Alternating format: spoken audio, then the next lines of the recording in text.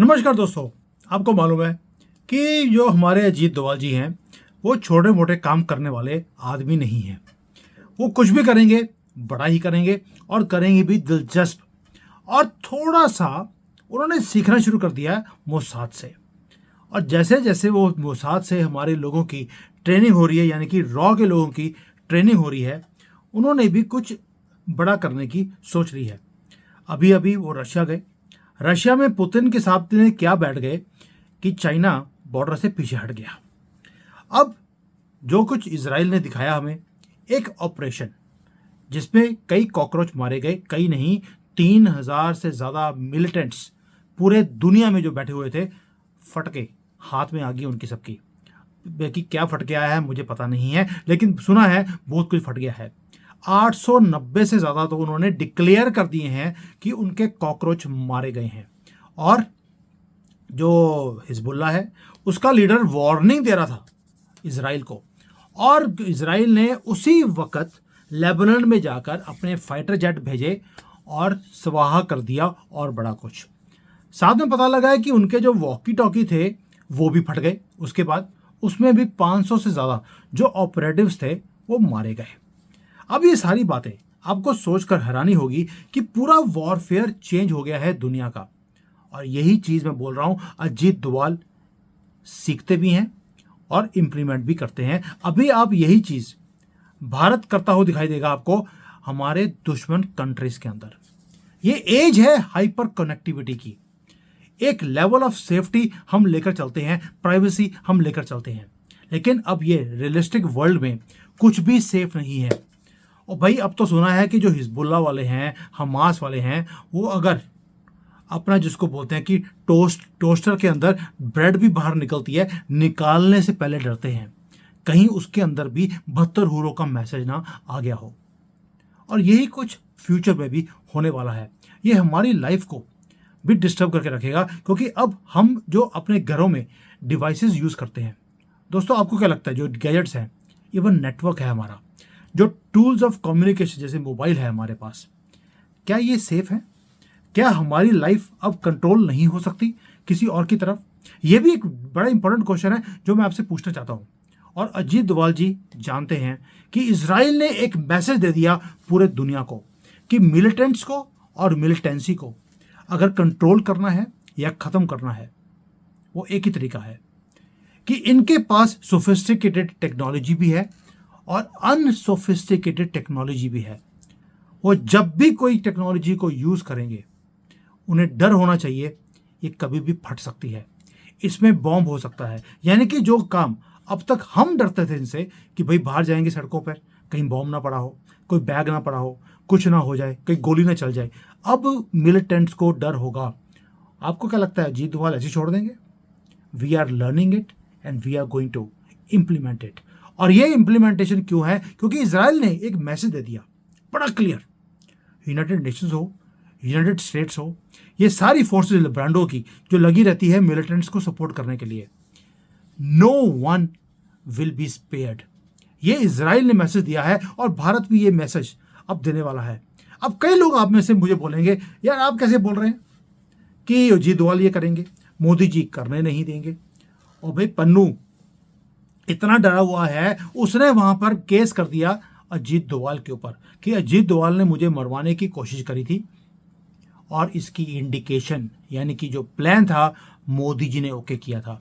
आप बोलते हैं कि मोदी जी कुछ करने वाले नहीं हैं, वो जो कर रहे हैं पन्नू को पता है, डीप स्टेट को पता है, लेकिन हमारा मीडिया कभी भी इन चीज़ों को नहीं दिखाएगा। वाई? क्योंकि हमारी गवर्नमेंट की स्ट्रेंथ दिखाई देती है और ये हमारी गवर्नमेंट की स्ट्रेंथ दिखाए पॉसिबल नहीं है। अब आप बोलेंगे यार थंबनेल था जो ये बेल्को प्रोजेक्ट का, ये आप बातें कौन सी लेकर बैठ गए। अब मैं आपको समझाता हूँ कि ये प्रोजेक्ट है क्या था। आप सोच के देखिए, आप अपने ऑफिस में बैठे हों, दरवाज़ा बंद कर दिया गया हो और ऑफिस में जितने लोग हैं वहाँ पर एक भविष्यवाणी की जाती है। भविष्यवाणी ये होती है या एक इंस्ट्रक्शन दी जाती है कि आपके पास 30 मिनट हैं, आप में से सभी में से एक एक आदमी आपको मारना पड़ेगा। यानी कि पहले 30 मिनट में आपको एक आदमी को मारना है। आप डिसाइड कर लीजिए कि आपको किसको मारना है। ये था बेल्को एक्सपेरिमेंट। एक प्रोग्राम है अमेजन प्राइम के ऊपर, अगर नहीं देखा है तो जाकर देखना। उसके अंदर भी यही होता है कि 80 एम्प्लॉय इकट्ठे एक कंपनी में काम करते हैं जिसका नाम था बेल्को। वो एक रिमोट प्लेस है कोलंबिया में जहां पर ये लिया गया है। और शुरू में तो उनको लगता है कि मजाक हो रहा है अब, लेकिन उसके बाद जब क्लियर इंस्ट्रक्शन आती है कि आपको किसी को मारना है, तो वो सभी लोग एक दूसरे के जान के दुश्मन बन जाते हैं अपने आप को बचाने के लिए। दोस्तों, ये प्रोग्राम हमें दर्शाता है कि हम अपने आप को बचाने के लिए, ह्यूमन नेचर है, हम आपस में जो दोस्ती थी, जिनके साथ को वर्कर्स थे, फ्रेंड्स थे, एम्प्लॉयज थे, उन्हें भी मारने के लिए मजबूर हो जाते हैं, क्योंकि स्ट्रगल ऑफ लाइफ शुरू होती है उसी वक्त। और ये जो हॉरर मूवी थी, यही काम इजराइल ने किया इन जानवरों के साथ। लेबनान में जाकर, लेबनान हो, सीरिया हो, ईरान हो, कहीं भी हो, 3000 लोगों को मौत के मुंह तक पहुंचा दिया। टॉयलेट की सीट पे बैठा था, टॉयलेट की सीट ही उड़ गई। और ये बोलते हैं ना कि 72 हूरों के पास जाएंगे, उससे पहले हमारा नीचे वाला एरिया सेफ रहना चाहिए, उसके बिना पहुंचे हैं ऊपर।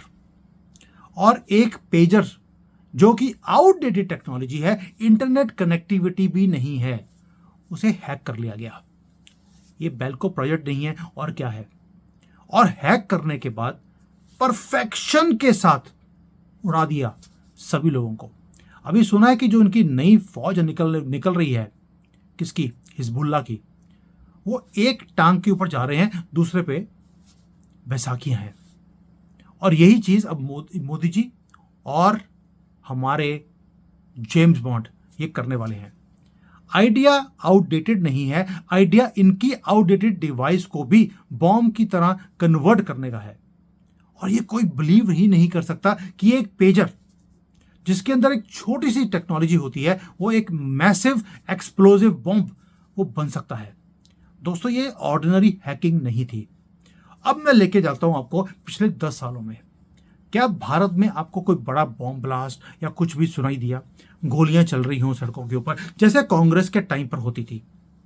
नहीं हुई है, क्योंकि बेल्को एक्सपेरिमेंट मोदी जी ने अजीत डोभाल के थ्रू ऑलरेडी इंप्लीमेंट किया हुआ था। ये जो उग्रवादी हैं, ये आपस में ही एक दूसरे को मारते जा रहे हैं, इनके खेमे में आग लगाई हुई है। और अब जो रास्ता इजराइल ने दिखाया है कि हम अपने दुश्मनों को कहीं भी छोड़ेंगे नहीं, ये अब भारत में इंप्लीमेंट होने वाला है। 10 साल से हो रहा है ऑलरेडी, लेकिन अब ये और ग्रूसम हो जाएगा। और जो ये मैकेनिज्म था, आप सोच कर देखिए कैसे हैक किया होगा, कैसे वो हैक्ड इंस्ट्रूमेंट्स को वहां तक उग्रवादियों तक पहुंचाया होगा। यही काम जो बेल्को एक्सपेरिमेंट है उसके अंदर भी था। जो एम्प्लॉयज थे उनके गले में एक ट्रैकिंग डिवाइस डाला हुआ था गले में, और वो सिक्योरिटी पर्पस के लिए बताया गया था, ये आपकी सिक्योरिटी के लिए है।